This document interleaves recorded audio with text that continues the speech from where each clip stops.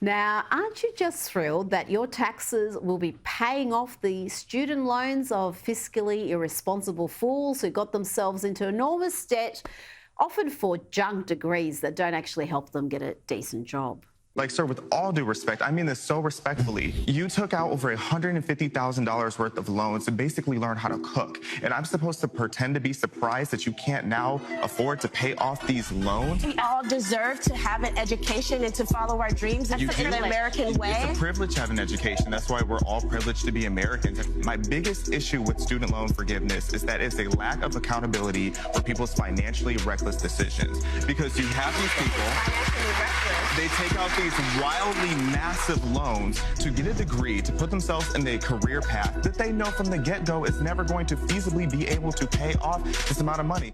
Now, that intelligent young man on Dr. Phil is Xavier DeRusso, who made the lefty rent seekers lose it when he told them some harsh home truths. I went to the University of Illinois with an academic full ride.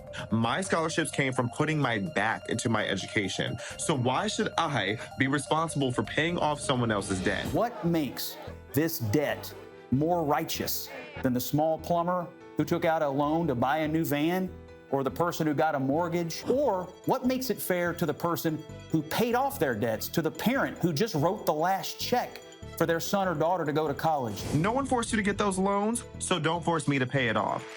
You can't be a part of the 12% of people in America who have student loan debt and then look at the 88% of us who aren't in that situation and expect us to pay off the decision you made. Race, class, gender, all play an important role to my access. This isn't just about student loan debt.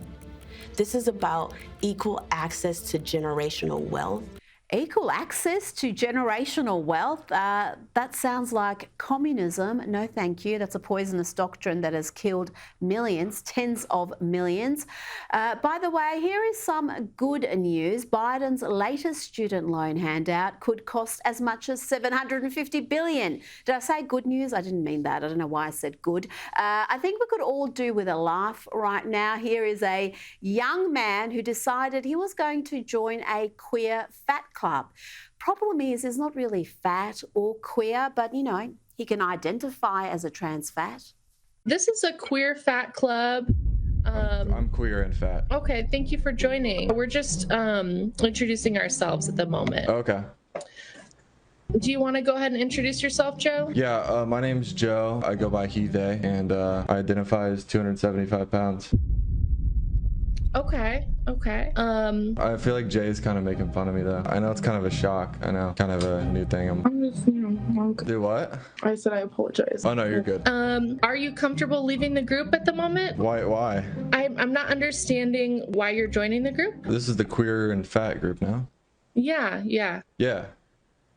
That's what I came here for. Okay. And you said you identify as fat? Yeah.